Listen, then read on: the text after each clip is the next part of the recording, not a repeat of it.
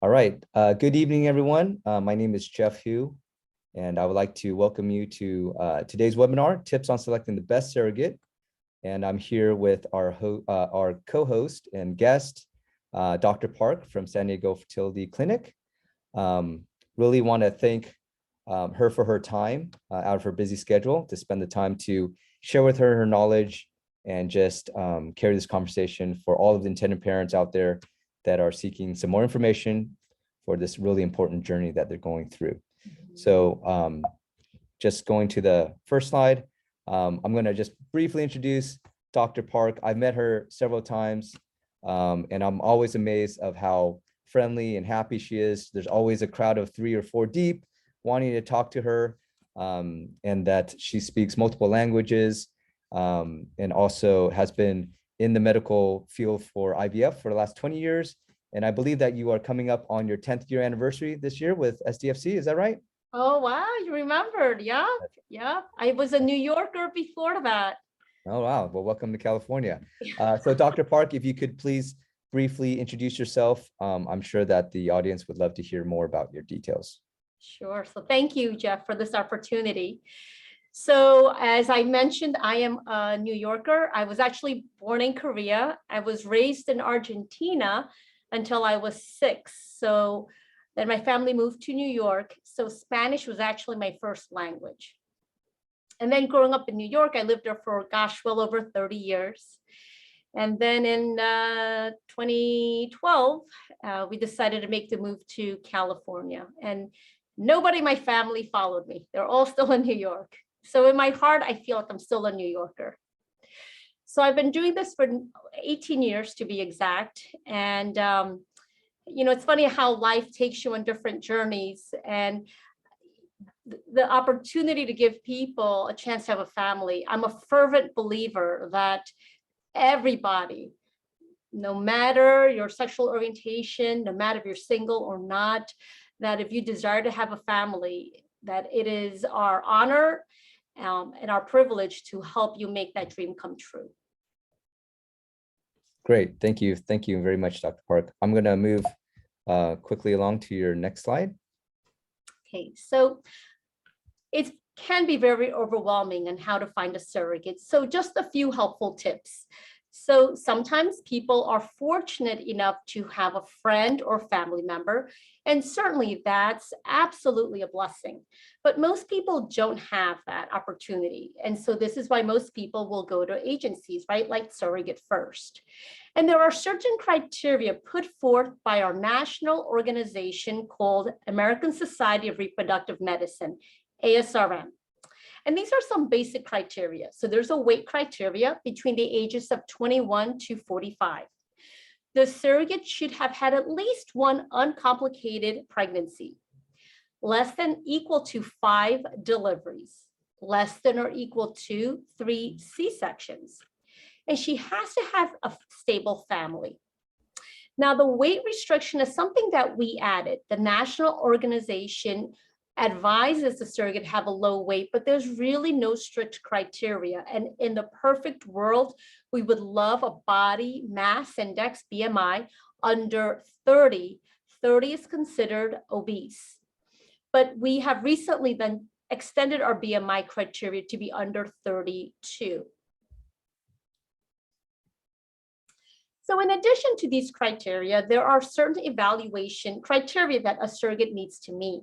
So of course, we do the medical evaluation, which is her medical history, her obstetric history, which is her past pregnancies, and then of course, her lifestyle. Every surrogate needs psychological screening, as does the intended parent, and of course, if you use an egg donor, the egg donor. The surrogate then comes for in-person examination, which includes a physical exam. It includes a drug screen for different infections, and then of course, to make sure her uterus is appropriate.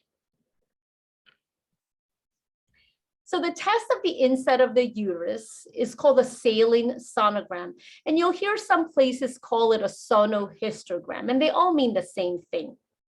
And basically what it is you put water into the uterus of the surrogate to make the walls of the uterus open up so you could see inside. And the first photo shows what you want to see, which is the inside cavity where the walls are smooth and a beautiful black space. In contrast, the other photo shows inside the black space, there is something gray. In this photo, it is a fibroid, and that fibroid needs to be removed before she moves forward as a surrogate. So she could still be a surrogate, but that uterus needs to be corrected, and then we just move forward.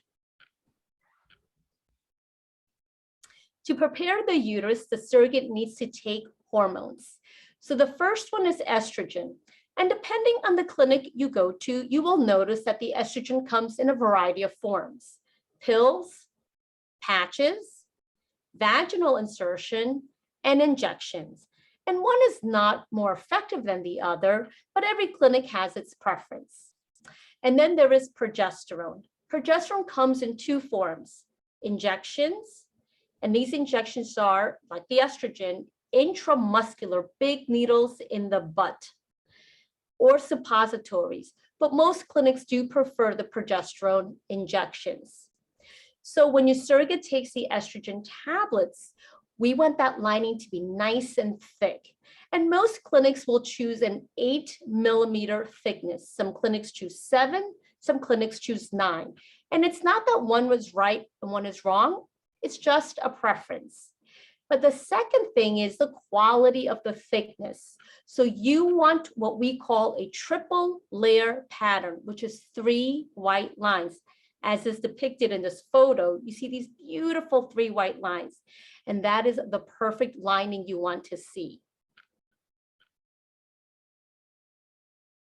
So when the transfer is done, a catheter is placed through the vagina into the uterus. And again, you are putting an embryo in there. Okay, this is not sperm, this is not insemination, this is an embryo transfer. And depending on the clinic, you may be given the option of transferring 1 embryo or 2 embryos at the same time. And if there are 2 sperm sources and you choose to put in 2 embryos, yes, it is possible to put in 1 embryo from each sperm source at the same time into the surrogate. So this is a video of me doing an embryo transfer into a surrogate. And you see there's the uterus with that thick, white, beautiful thickness, which is the endometrium. And I just pointed to that white line, which is the catheter. And if you look at the tip of that white line, you will see a flash. Right there. And you will see, I will then remove the catheter and you're going to see a bright white dot. And that is the embryo inside the lining. All right, and there's your embryo in your uterus. We're done. And so you could see how easy the embryo transfer is, especially in a surrogate, because they've had vaginal deliveries before. So those catheters go in so easily. She does not need anesthesia. So it's a pretty seamless procedure. Okay, great. Thank you, Dr. Park. I do have a few questions over here. So I would like to kind of go backwards to your first slide. And I'm just wondering, could you share a little bit more about, maybe what are some of the red flags you might say that will not be considered when a surrogate is involved? And then also, I know that there is a lot of people who would like to have a perfect surrogate, but you did mention there's some leeway within the BMI, but maybe on the second follow-up would be, what are some of the parameters that you think is healthy for a surrogate? Great question. So when we are presented with the surrogate, we do a very meticulous read of her past pregnancies. And that means we get the records from not only the hospital, but from the OB/GYN office. And many times we'll see, oh goodness, like she may have written on her application, no, it seemed uncomplicated, but when we go back to the records, it was actually a little bit premature delivery. It was at 36 weeks, okay? But if that surrogate is now being considered for a double embryo transfer, well, it's not ideal because we know that when a surrogate is pregnant with twins, she's at higher risk for delivering prematurely. So if she delivered prematurely with one baby, then the risk of delivering prematurely with two babies is even that much greater. So then for that surrogate, I would say she's a great candidate for a single embryo transfer, but not great for a double embryo transfer. Let's say she has a history of high blood pressure, which becomes very obvious by looking at the records. But let's say she had high blood pressure with the first pregnancy, but the second pregnancy was fine. Then I would say, she's okay. She's okay to get pregnant again as a surrogate. That would be her third pregnancy. But let's say that she had high blood pressure problem with her first pregnancy. And with the second pregnancy, not only did she have high blood pressure, but it was actually more severe. Then I would say she's not a great candidate to be a surrogate because high blood pressure is something that tends to recur with every pregnancy. And so if it was already pretty concerning with the second pregnancy, I would be concerned that for your pregnancy, it would be even more severe. And if it is, to save her life, your child would be delivered prematurely because the only solution to high blood pressure when pregnant is to deliver the baby. So these are examples of things we look for when we look at these medical records. And very few cases are very black and white. A lot of them really is taking into consideration really the whole picture. Okay, great. I would like to ask a follow-up question on the multiple transfers. I know from our experience is that we really don't encourage it unless the intended parents really have a strong reason to. But I was just wondering from your practice and the clinic's practice, when is it okay to do multiple and what's a general idea of doing single versus multiple transfers? Yep, and Jeff, you are right. So it is 100% true that a singleton pregnancy is the safest way to go, least risk. When people ask to transfer to, I review with them the risks. So there's a higher risk of diabetes in the surrogate, higher risk of blood pressure. And if these conditions cannot be controlled through medication, the pregnancy will be prematurely delivered just to keep your surrogate healthy. Higher risk of bed rest, right? So if the surrogate has to rest in bed, she cannot work. Then there's the whole implication of compensating her for her lost wages, etc. Higher risk of premature delivery. And the problem here is you have no idea how premature it will be. So twins delivered at 36 weeks. So 37 weeks or later is considered full term. 36 weeks twins is actually quite normal for twins, and they do great. Their lungs are mature. Rarely do they need to go in the neonatal intensive care unit, which we call the NICU. But you don't know if your twins will deliver 36 weeks. What if they deliver 34 weeks? Then they're more likely to need care in the NICU. What if they deliver 32 weeks? And so on and so on. And that's the risk you take, is you don't know how premature they will be. And the earlier they deliver, the brain isn't fully developed, the heart, the lungs, the intestines.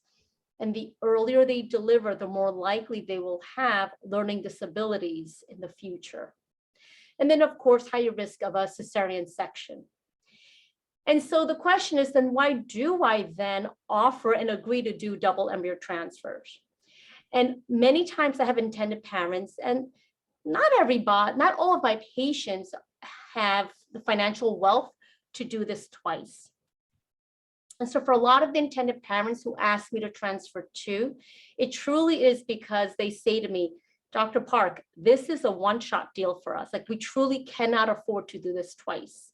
And so we just want the opportunity to be able to just have the chance to possibly both have a biological child. And we understand that it's no guarantee, but we just at least want the opportunity for that. And so it's under those circumstances that I am willing to transfer to. But you're absolutely right, Jeff, that is the riskier of the two options. Absolutely. And then there's also, the surrogate has to agree and understand the risks.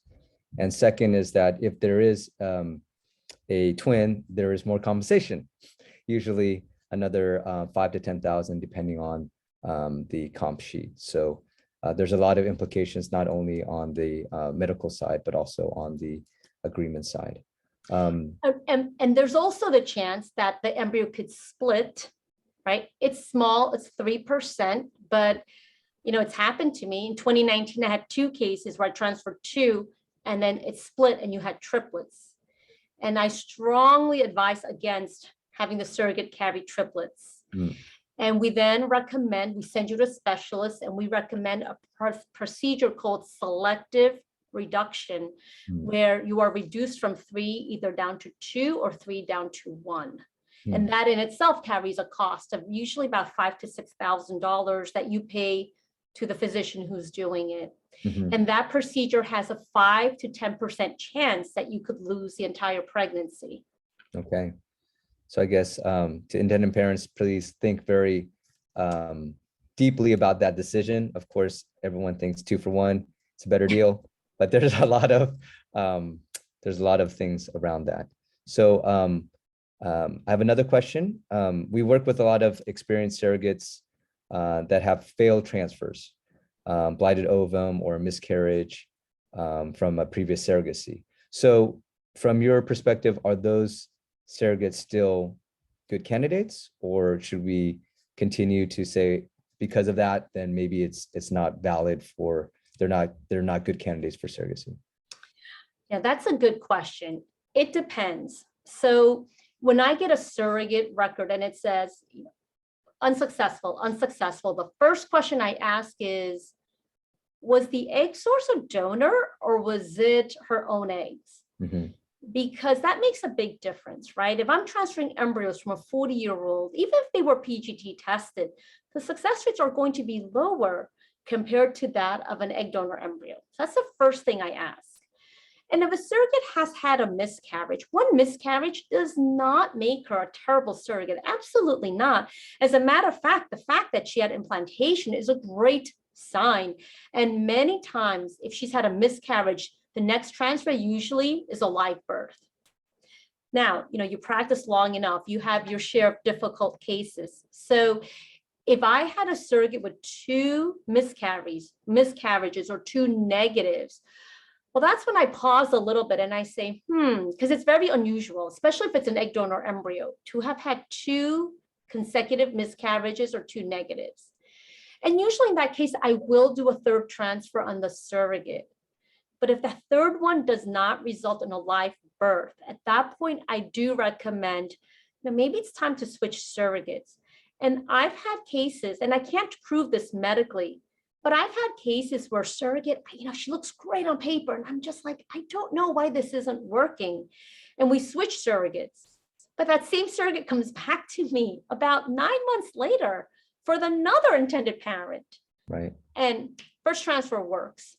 And I do believe that there is this element of chemistry that I think there are instances where for some reason the surrogate and that embryo are not compatible. Okay, very interesting. So there are some factors that cannot be explained. Yep. Right. Okay, excellent. So Dr. Park, I would like to share a few slides from the agency's perspective.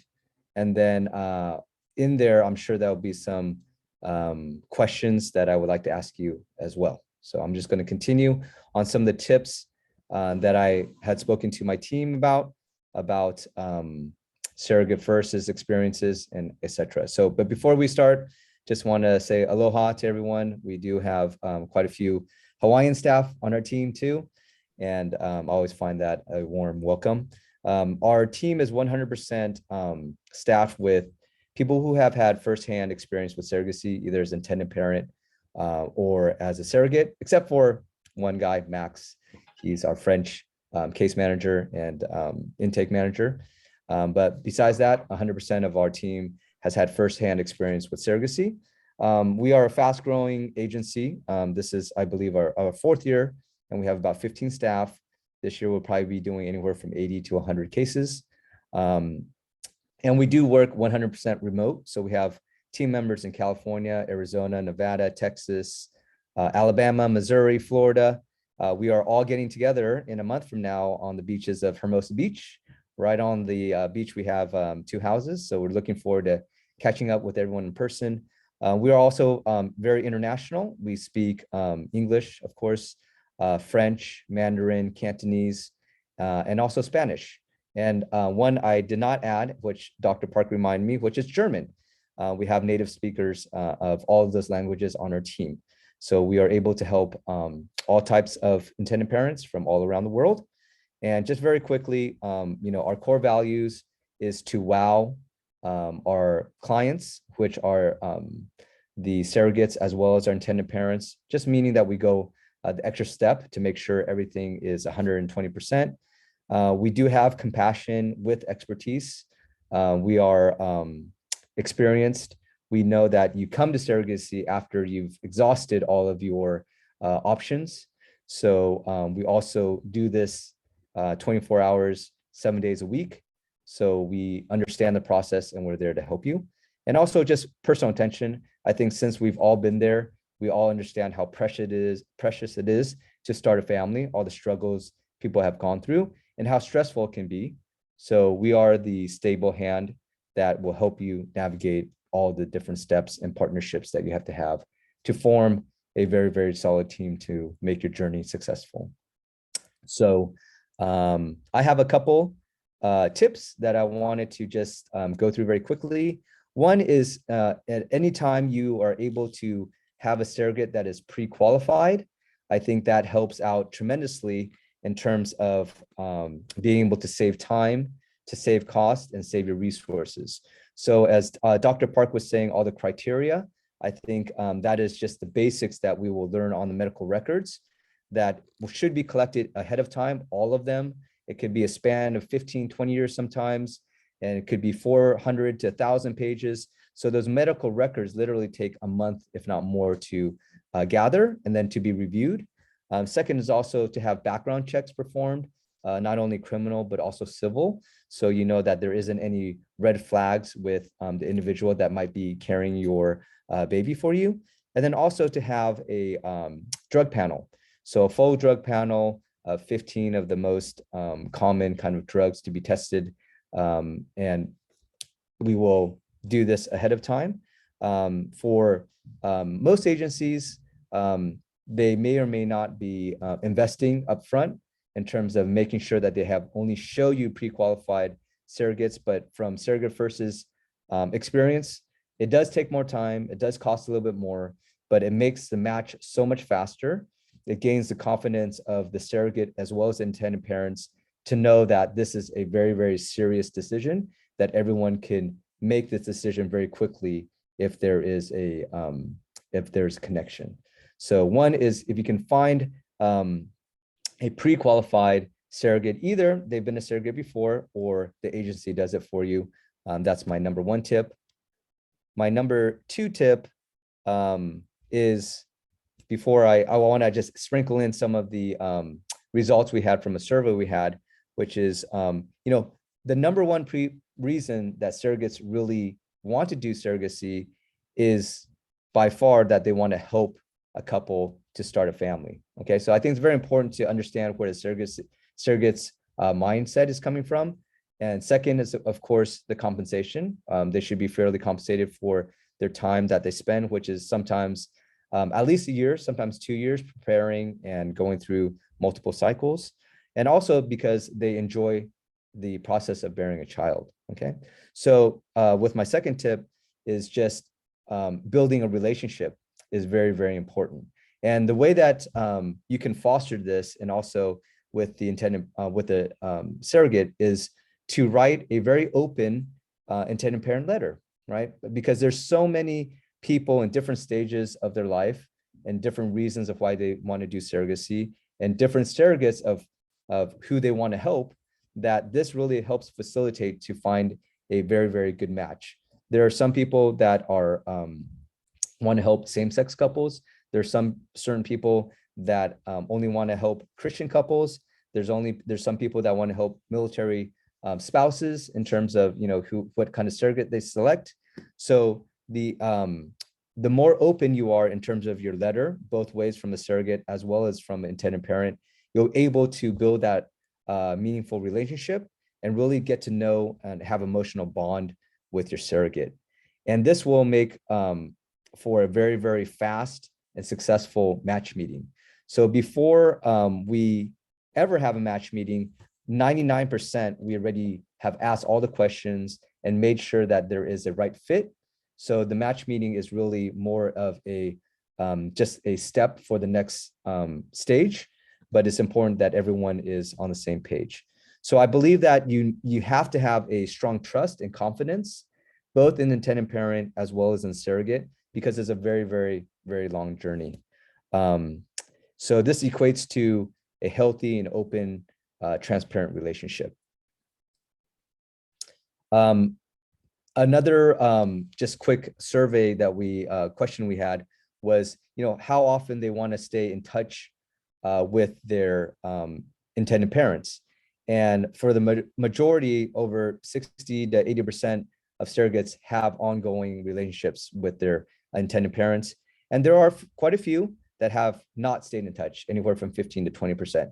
The reason I have this slide is because we need to manage expectations, okay? So not every single match or GC or intended parent want to have a super strong bond. Some want to have less of a relationship. Some want to have a relationship up until birth, and then they want to part their ways and thank the GC at that point and just have independent relationship. So I think that's very, very important to manage all the expectations up front, meaning that there's a very, very clear compensation sheet. So there's no misunderstanding about all the scenarios that could happen. Dr. Park had mentioned like bed rest, etc., and all these other scenarios that could happen. But it's always good to have all the scenarios up front, so it's very clear in terms of the compensation factors. Another one that's very, very important is termination stance. And this could be for, you know, serious abnormalities or for cosmetics. So maybe Dr. Park, could you talk a little bit about, you know, in terms of termination, you know, do you often see things that get slipped through the genetic testing, or that's not common, it's not going to happen, or does it, you know, what are the chances of that happening? So many of the couples will do what's called PGT, pre-implantation genetic testing, which is a biopsy of the embryo, and it does not look at DNA mutations. It looks at number of chromosomes. It should be 46, 23 from the sperm source, 23 from the egg source, for a total of 46. So extra copy of chromosomes, for example, Down syndrome, is not normal. Insufficient number of chromosomes, such as Turner syndrome, is not normal. So PGT testing was actually created for women in their mid to late 30s, 40s, where it's so common to have embryos that don't have the correct number of chromosomes that the PGT is actually quite accurate. The error rate is less than 5%. When you apply PGT to a younger patient population, such as egg donors, the test becomes less reliable because it's the incorrect patient population. And so I advise all my patients, whether you do PGT testing or not, please have your surrogate do the prenatal testing, right? Which is a non-invasive prenatal testing, which is a blood test, and the nuchal translucency, the ultrasound to look at the back of the neck of the baby to get an idea, to make sure that the chromosomes are okay in the baby. Okay, great. Thank you. I think for this slide, I have a lot of questions for you because they actually come up quite often. Just last week, you know, we had to negotiate something about travel, right? So I know that there is a standard for, you know, past this week, there's no traveling. Before that, no additional international traveling. So could you give a little bit of insight about what is the right protocol for travel restrictions if it's necessary? I see pregnant women all the time. So why can't they travel, right? So I know, right? And I don't know if there was a right protocol. So in the beginning of pregnancy, she should have confirmed intrauterine pregnancy, which is usually at about 6 weeks, you should be able to see. And then she can travel. Okay. And why? Because you want to rule out an ectopic pregnancy. Ectopic means that the pregnancy implanted somewhere outside the uterus, most common being the fallopian tube. Now, in the latter half of the pregnancy, right, the fear with travel is you don't want her to deliver either on the airplane or in the other country. And so most airlines actually will have a limit, which is generally usually about 36, 37 weeks, some are 38 weeks. Like I was 34 weeks and I went to Australia for work. And my family was like, what are you doing? Like, but I felt so confident that I wasn't going to deliver prematurely, and I wasn't. But I think that the intended parents and the surrogate need to both feel comfortable. And I'm going to guess that most intended parents would probably feel a little bit nervous if the surrogate probably traveled at 34, 35 weeks, especially internationally. So I do think that probably 35, 36 weeks is probably a good place at the latest to stop getting on an airplane and, you know, be as close as possible to the hospital just in case. mm-hmm. Okay, that seems pretty late there to be traveling. But Okay. obviously airlines have their own rules. So, right, just make sure you check that before you get on the plane. Okay. Yeah, I think there was a one instance where the surrogate didn't understand that international travel was prohibitive. So the doctors wanted them to do the full FDA kind of panel again, just to make sure that they were medically sound again. So another one is for vaccination. I know this is a very, very hot topic. This has been spoken for many times, and I know it could be another webinar within itself of multiple ones. So I was just wondering, what is your suggestion and what is your view on, the vaccine or not? So it is a fact that a person who is vaccinated is less likely to be hospitalized. Mm-hmm. And especially for pregnant women. Women who are vaccinated are less likely to be not only hospitalized, but less likely to be admitted to the intensive care unit, less likely to die. If a woman is pregnant and contracts COVID, she's at higher risk for blood pressure problems. She's at higher risk for premature delivery. So it is in the interest of the intended parents and the surrogate, right? Because you want her to be healthy to help with her own children to be vaccinated. Having said that, I fully realize that I would say about half the surrogates I work with refuse to get vaccinated. And at our clinic, we had a number of heated discussions as to what do we do? Do we make this a mandate? And in the end, we decided we are not mandating the COVID vaccination. We are recommending it. We are not mandating it. And why?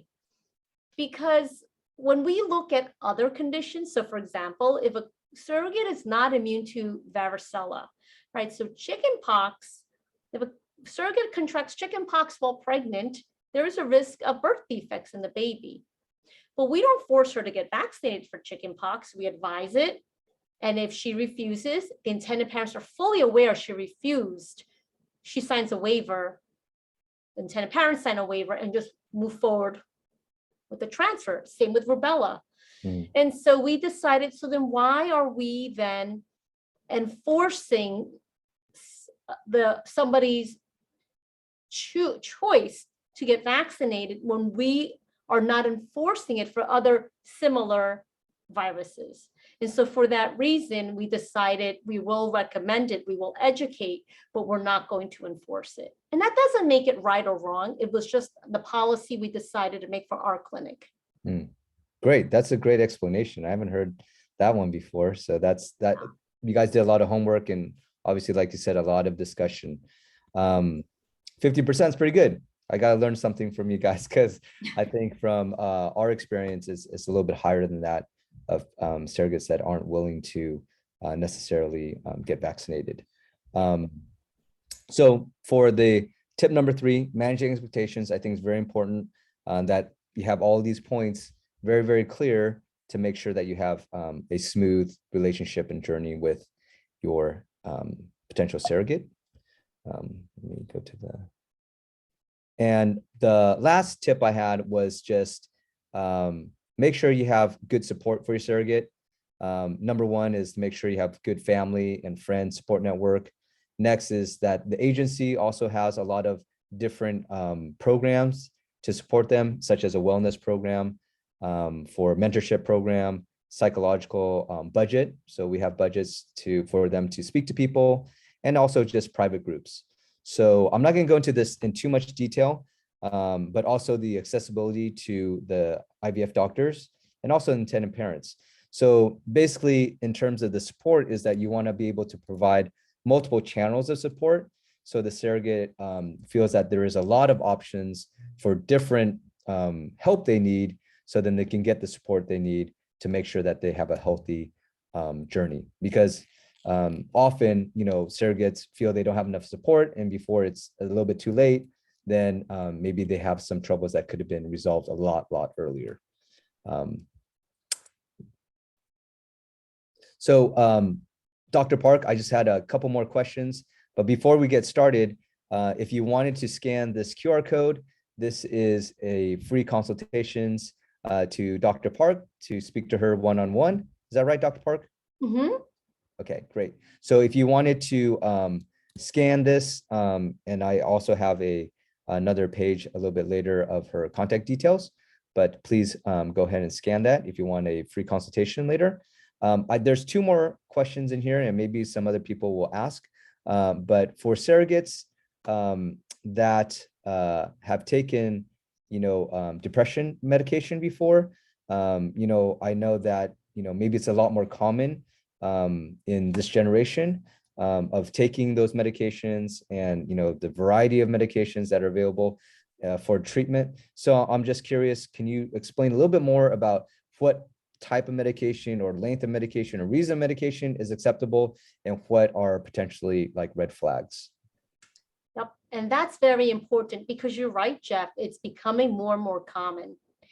So when a surrogate has a history of requiring medication, it's really important to understand, but why? Was this situational? And it usually is. Maybe she was in a very bad breakup. Maybe a parent was actually dying of cancer, and she just needed to get through that really dark time, and she just needed the assistance of medication. And those types of situational incidents are not red flags. What is concerning is if she's been on it for a number of years. So I have a case now, she's been on it for a long time, and she was actually still on for her own pregnancies. To me, that's worrisome, because none of these depression medications are completely safe in pregnancy. And the health, especially the mental state of the surrogate, is very important and will often be considered more important than the health of the baby, because if she's not well, the pregnancy will not go well. But if she requires chronic medication for a psychiatric disorder, we will ask her to consult with her psychiatrist to get clearance to make sure that he or she thinks that she's stable enough to be a surrogate. And then, of course, we then discuss this with the intended parents, because they may choose to say, well, even if she does get cleared, we just don't feel comfortable having her on this medicine when she's pregnant with our child. And so we'd rather just find another surrogate. But what if the surrogate is, let's say, a family member? I find the intended parents tend to be a lot more forgiving, and they'll say, it's fine. I've known my cousin for many years, and I feel totally fine with her being on Wellbutrin. We understand the potential risks, and we want to proceed. So I think a lot of it is really understanding the risks, how much risk you're willing to take, and how important is it that she stay on the medicines while pregnant. Okay, great. Thank you. I think that is a question that for a lot of international intended parents, because they're, especially for ones in China, Greater China, they're not as used to depression and talking about it openly and having prescriptions for it. So it's often that we have to explain multiple times about, the differences between, as you mentioned, situational and chronic. One question that popped up is for surrogates that get tattoos.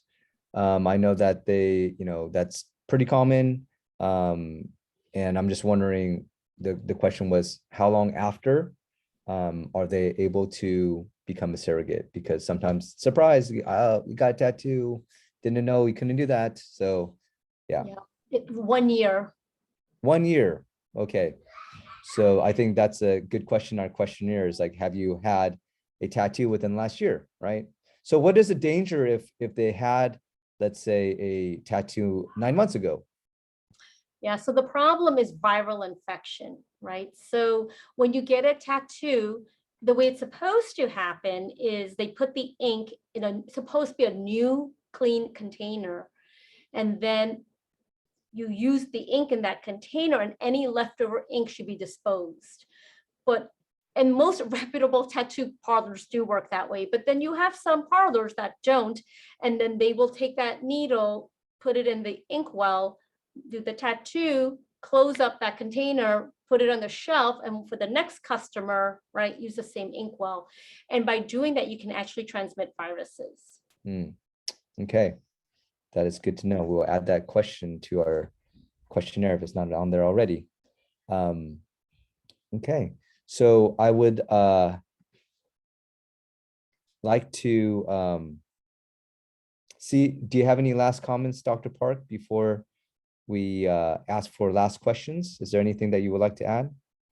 Actually, yes. So the fact that you guys pre-qualify your surrogates, Jeff, is huge, because I have, unfortunately, a lot of instances where I'm given the surrogate records, but the intended parents and the surrogate have already met each other by Zoom.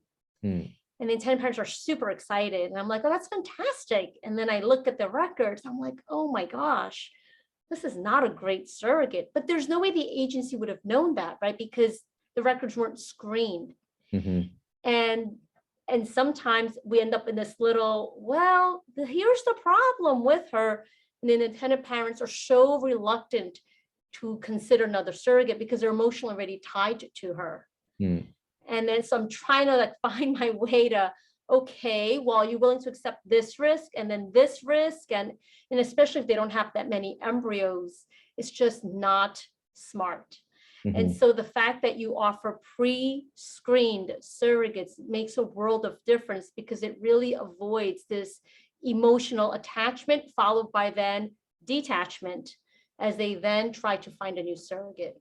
I think I think one question, maybe our last question, kind of is tied to that, is that, do you see any trends happening within surrogacy that's different than, pre-COVID or post-COVID? I don't even know if we're post-COVID or pandemic, but maybe I can share a few things that I see from the agency side, is that financially, for our clients in Europe, within overnight, prices went up 20 to 30% with nothing changing. There's no additional services, there's no extra benefits or anything, but because of the currency and the situation happening globally, that pricing just went up, which prices out a lot of families, or just makes it a lot more difficult for them. I see that there's a lot of pent-up demand from Asia, but there's already very high demand. So there's longer wait periods. So just from your example of people having to detach, then they have to wait another 6 to 9 months. And that's a very, very huge mental struggle too, to again, delay for your dreams to come true. And I think in terms of, inflation and compensation, just the cost of everything is going up. So that is another thing that I see, is that just demand and cost for all things related in the market and in surrogacy is increasing. So I would be really curious if you could share some of your thoughts about, what has been going on and what you see happening in the future. Have you noticed, Jeff, that the compensation has been going up as well in an effort for agencies to attract more surrogates? I think that my point of view is that if the surrogate is overly focused on compensation, then that usually is a yellow flag, because you really want someone who is looking at it in a very balanced view, right? But for cost, for agency costs and surrogate costs, yes, it has slightly gone up, definitely in the last, that's been happening for a while now, but now it's definitely, if people did not ask for more, now they are for sure. Yeah. So what I've noticed was obviously because of the scarcity of surrogates, that the intended parents are changing their expectations. So before COVID, I would introduce them right to agencies, surrogates, like all at the same time. Whereas now I tell them, yes, you can talk to an agency, but it's not going to get you to the line faster, because I find that most agencies, because there's such a long wait of intended parents, they want cryopreserved embryos first before they're willing to put them on the wait list. And I find that intended parents initially were just like, oh my goodness, that's not possible. Our dreams won't be possible. But I have found that actually a lot of them they've accepted it. They understand, and they realize they can't change it, which, hopefully I hope this will change as COVID ameliorates, but I find that they've accepted the fact, and they are more patient actually. Okay, that's good to know. For Surrogate First, our practice is that we do put people on the wait list before embryo creation, and our policy is no match, no fee. So we don't take a retainer, we don't charge anything until there's a successful match before we take any kind of fee. So we do try to invest alongside with our intended parents as far as we can before they can be on their path to success. And that's fantastic, because just for the listeners out there, that is not the case with most agencies. And that's why some intended parents are so afraid to commit to an agency, because they feel that they're going to lose their deposit, and they haven't had a match yet. So, Dr. Park, I just wanted to be respectful of your time, and we're really grateful to have you, to share your time, to be here sharing, and just want to thank you, and we look forward to seeing you next time. And everyone, please, the information for contacting Dr. Park is here, her email, as well as the QR code for a free consultation. So please do take advantage of that. And again, thank you very much, Dr. Park. Thank you for talking to you guys. It was great. Good luck, everybody. Have a great night. Yeah, thank you, everyone. Have a nice evening. Okay, bye, Dr. Park. Thank you. Bye. Okay, bye-bye.